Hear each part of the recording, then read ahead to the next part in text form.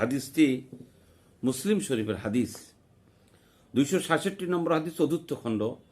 জমি জমার বিরোধ সম্পর্কে রাসূলুল্লাহ সাল্লাল্লাহু আলাইহি ওয়াসাল্লামের কাছে এক ব্যক্তি এসে অভিযোগ করল। ওয়াইল ইবনে হজর রাদিয়াল্লাহু তাআলা আনহু থেকে বর্ণিত, তিনি বলেন, আমি রাসূলুল্লাহ সাল্লাল্লাহু আলাইহি ওয়াসাল্লামের কাছে উপস্থিত ছিলাম। এমন সময় দু ব্যক্তি এক খণ্ড জমি নিয়ে বিবাদ নিয়ে তারা আল্লাহ রাসূল সাল্লাল্লাহু আলাইহি ওয়াসাল্লামের কাছে আসলেন। তাদের একজন বলল, হে আল্লাহ রাসূল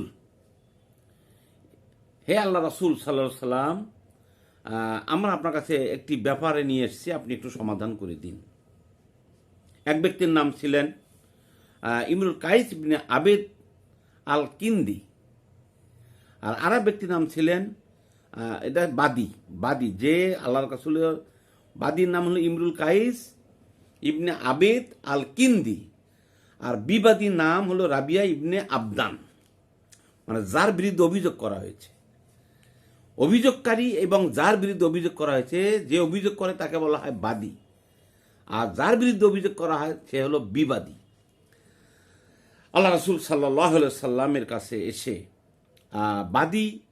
বিবাদীর বিরুদ্ধে, অর্থাৎ রাবিয়া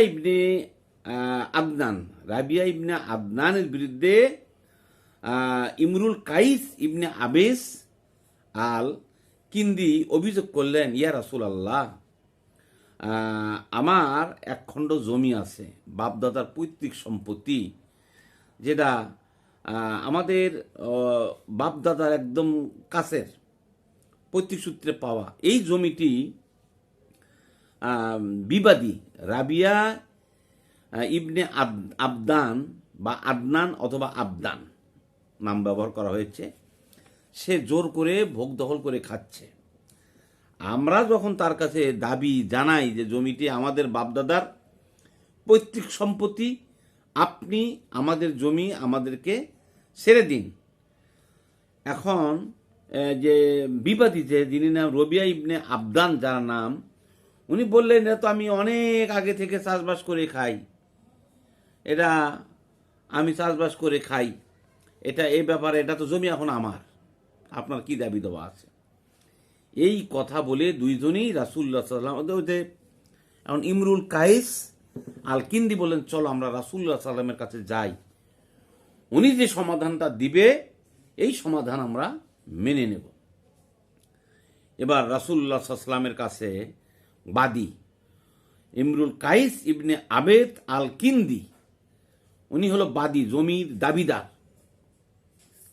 উনি রাসূলুল্লাহ সাল্লাল্লাহু আলাইহি ওয়াসাল্লামের কাছে অভিযোগ করেন, ইয়া রাসূলুল্লাহ, আমার বাবার পৈতৃক সম্পত্তি, আমি তো জানি এটা আমার বাবার সম্পত্তি, কিন্তু আমি পাচ্ছি না। কিন্তু বিবাদী রাবিয়া ইবনে আবদান জমিটা জোর করে দখল করে খাচ্ছে। আল্লাহ রাসূল জিজ্ঞাসা করেন, রাবিয়া ইবনে আবদান, তুমি কি জমি চাষবাস করে খাচ্ছ? আল্লাহ রাসূল, ইয়া রাসূলুল্লাহ, এটা তো আমি অনেক আগে থেকে চাষবাস করে খাই, জমি তো এখন আমার। রাবিয়াকে, অর্থাৎ ইমরুল কাইস ইবনে আবেদ আল কিন্দিকে আল্লাহ রাসূল বললেন, জমি যে তোমার, এই ব্যাপারে তোমার কোনো সাক্ষী, কোনো দলিল আছে কিনা, দলিলপত্র আছে কিনা? তাহলে ইমরুল কাইস আবদ আল কিন্দি বললেন, ইয়া রাসূলুল্লাহ, এই ব্যাপারে আমার তো কোনো প্রমাণ নাই। তাহলে আল্লাহ রাসূল বললেন, যদি তোমার প্রমাণ না থাকে, তাহলে তুমি যে দাবি করবে তোমার জমি তোমার, দলিল নাই, তাহলে এটা কিভাবে সম্ভব? এবং তাহলে আল্লাহ রাসূল সাল্লাল্লাহু আলাইহি ওয়াসাল্লাম বললেন যে বিবাদী, যাকে তুমি অভিযুক্ত করেছ,